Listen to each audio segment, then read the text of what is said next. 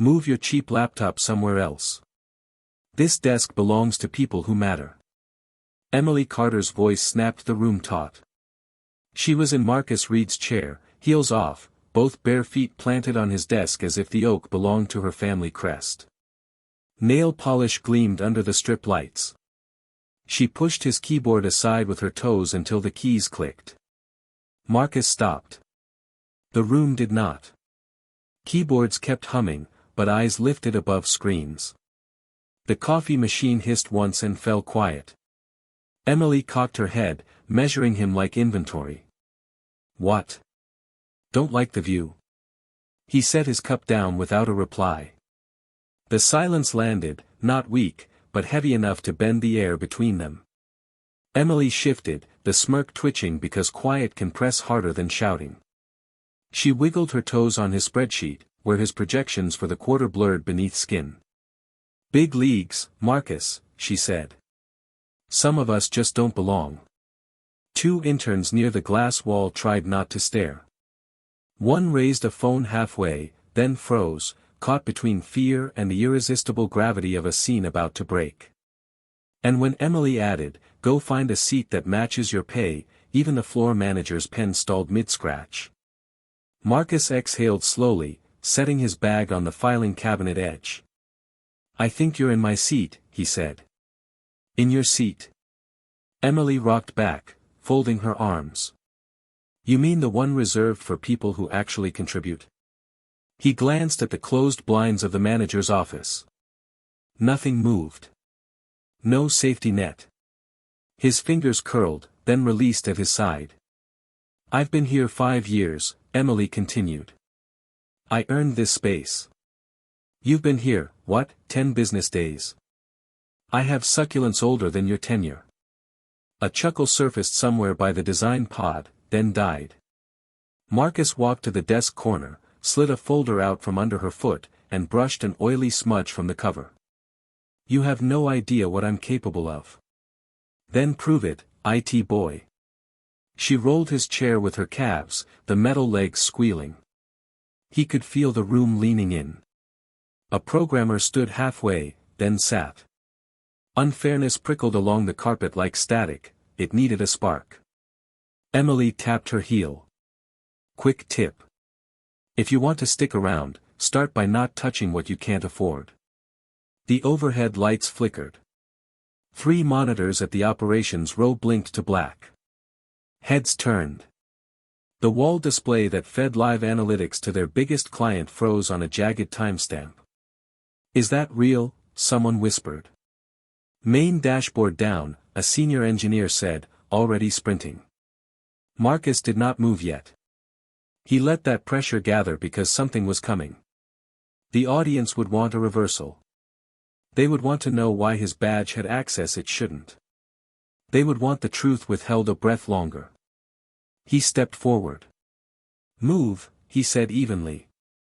"Do not touch that," Emily said, but the edge in her voice admitted she had heard the panic in the room. Senior engineer Jared reached the outage console, tie swinging. "We have 9 minutes before the client's SLA alert." 8, a voice corrected from the ops pit. Marcus slid into the backup terminal at the end of the row. His ID badge pinged green. "You don't have clearance," Emily said, louder now. He started typing. The keys chattered in a steady, surgical rhythm. On screen, processes lit up like corridors in a dark building. He isolated a corrupted script in a deployment pipeline, rolled back a bad package, then spun up a clean container. "How is he logged in?" an intern breathed. Jared squinted. "Who are you?" Marcus did not answer. He rerouted traffic to a mirror node and purged the cache poisoning the real-time tiles. The dead monitors blinked, once, then surged with data like a heartbeat restarting. The room exhaled as if someone had cracked open a window. "Where did you learn that?" Emily asked. The bravado was thinning. Marcus looked at the frozen timestamp still ghosting on the wall display and compared it to the steady green on his terminal. The coffee steamed on the filing cabinet. His eyes burned with focus. Fixing systems is not about who owns the desk, he said. It is about who knows what to touch and when. He hit enter.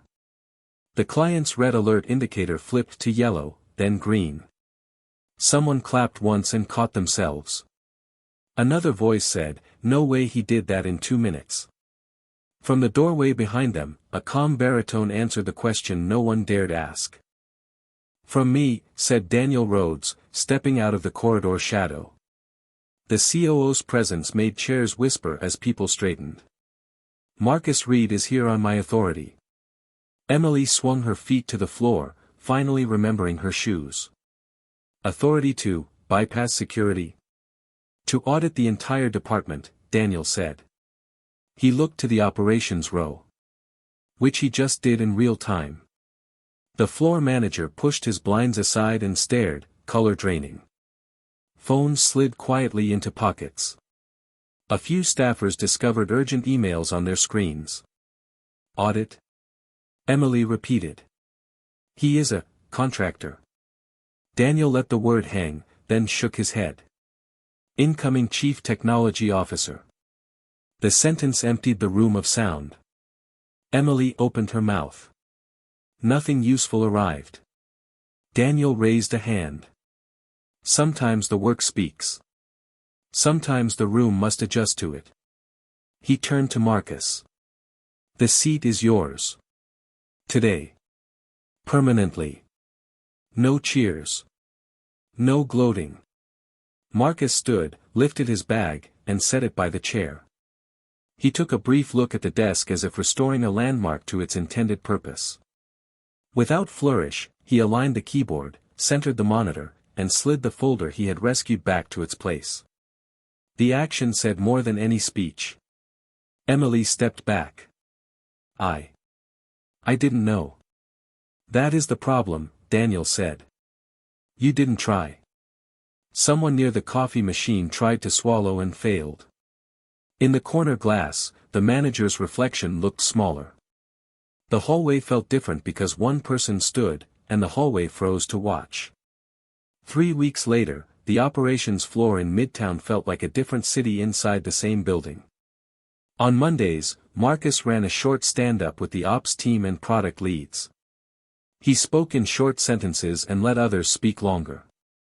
He redirected credit so often the team started keeping a list to remember who had done what. Emily did not leave. She arrived early, wore flats, and delivered clean reports. Once, in a late afternoon debrief, she said, "I was wrong," and no one looked away. The sentence hung there with the weight of a rebuilt bridge. Marcus walked the floor most mornings, listening. He left his office door open but kept his calendar precise. He asked interns to shadow incident drills and set up a rotating lunch with junior engineers who had been in the room that first day. He never mentioned feet on desks. He did not need to. A junior named Priya paused at his doorway. "How did you know the mirror node would hold?" "Because I built the original version in a different life," he said. She frowned. "Before here?" He nodded. "Before someone decided I wasn't the right face for a client meeting. Before my name vanished from a release. Before I learned that sometimes the most dangerous outage is the one that resets what people think you are." He looked at the skyline beyond the glass, rain tracing silver lines down the window. "We fix what we can. We document the rest." At the next all-hands, Daniel introduced Marcus formally. He did not talk about titles. He pointed at the new stability chart on the wall, where uptime had inched from prideful to boring. "He didn't change our furniture," Daniel said. "He changed our habits." The applause was not loud. It did not need to be. It carried a different kind of silence afterward, the kind that makes people breathe easier. Emily clapped too, with her hands and with her posture, because some losses are instruction and some pride is better repurposed. Afterward, Marcus returned to the desk where it began. He slid a pen into its holder and left the room. The desk remained, and the room felt larger for it. No one spoke. But everyone knew. Sometimes respect isn't won by outshouting those who doubt you, but by showing up, doing the work, and letting results speak louder than pride. When faced with prejudice, remember, your skill and integrity are your loudest answers. If this story resonates with you, share your own experiences in the comments, and consider subscribing for more true stories that reveal the power of quiet strength.